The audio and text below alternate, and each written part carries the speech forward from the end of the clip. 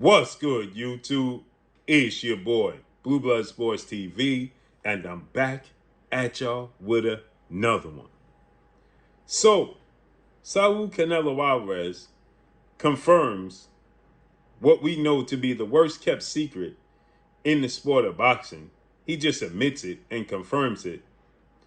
As Canelo Alvarez, who has 63 wins, 2 losses, 2 draws, 39 wins by way of knockout, is going into another big super fight in his career at 34, 35 years of age, as he's going to take on another number one pound for pound best fighter in the world, an undefeated 4-division world champion, 2-division undisputed world champion, superstar boxer, Terrence Bud Crawford, who has 41 wins, no loss and no draw, 31 wins by way of knockout. And Terrence Crawford is going to jump from 154 to 168. But he only had one fight at 154, and that was last August. So he's a smaller guy. And so everybody expects Terrence Crawford, being the smaller guy, to move around the ring, to try to box, to try to stay elusive, and fight on the outside, and have as little contact on the inside as possible, okay? To give Canelo Alvarez his power shots, right? To take that away. So we know that Canelo Alvarez, as we state in the sport of boxing, every fight he goes in, he's already up 3 rounds. And we saw Canelo Alvarez in some blowout fights with Floyd Mayweather, Dimitri Bivol, and yet judges find a way to try to give the fight to Canelo. He lost every single round of Floyd Mayweather, and one judge saw and said it was a draw. He lost at worst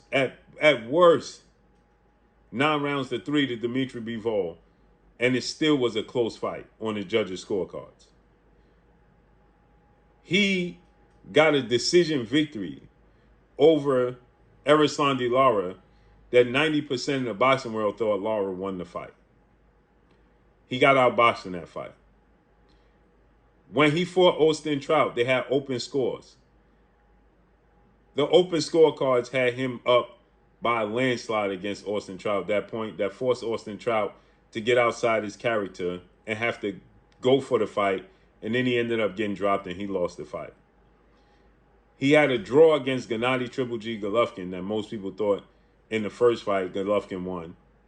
And then in the second fight, he won the second fight and most people thought he lost. So he just has a tendency to always have the judges favoring him, no matter where he fights. Las Vegas, California, it doesn't matter, right? So with that said, he lets it be known,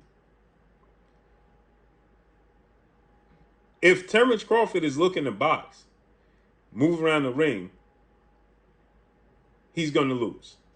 He states that if he's going to box and move around the ring, then he's going to lose. He's going to need to do more than that to beat me on the scorecards. Scooby? He's admitting that you got to do more than that if you're going to beat me on the scorecards. Yeah, he's letting you know, because they're going to favor me and my aggression and coming forward all the time. Wow. The only thing I can say is, wow. He actually admitted this. And well-renowned trainer, 2-time trainer of the year, future Hall of Fame trainer, Brian Bomac McIntyre, who trains Terrence Crawford, he expressed this concern. He stated, my only concern is, can we get a fair shake on the scorecards against Canelo Alvarez, who is the undisputed 2-time super middleweight world champion. And this is his division. And he's considered the face of the sport of boxing. And this fight going to be in Las Vegas on the West Coast. And it's going to be on Mexican Independence Day weekend. Can Terrence Crawford get a fair shake on the scorecards? If it's close, no. If it's close, no. They're not going to give it to Terrence Crawford, people. Terrence Crawford has to win very convincingly, the same way Bivol and Floyd did, and control the pace of the fight. And he has to have style points that to let the judges know and the world know I'm in full control of this fight and I can do what I want. And there's nothing he can do about it. Bivol had those moments, and Floyd definitely had those moments a few times where Floyd countered him, made him miss big, made him look silly. He showboated on him. When Canelo swung, hit the ropes, he looked through ropes. Who you swinging at? Right? Bivol made him miss in the phone booth, countered him, stepped back, made him have to reset. That's what Terrence Crawford is going to have to do.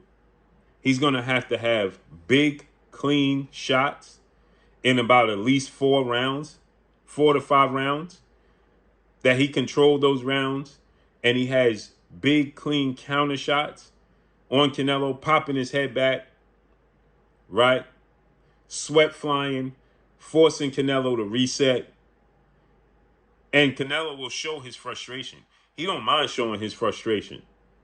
When he shows you that he's frustrated, you got him. He was frustrated with Lara. Lara didn't step on the gas. He didn't have enough eye-catching moments that forced the judge to say, yeah, he's in full control. And when he wanted to, he can let Canelo have it. So we know this is already a thing. It's just shocking to hear Canelo say it. This is going to be interesting. I can't wait to see this fight. But what y'all think? Can Terrence Crawford get a victory on the scorecards if the fight is close? Let me know what y'all think. Drop a comment in the comment section. Follow me on Instagram at Blue Blood Sports TV, all one word. It's your boy Blue signing off. I'm gone. Peace.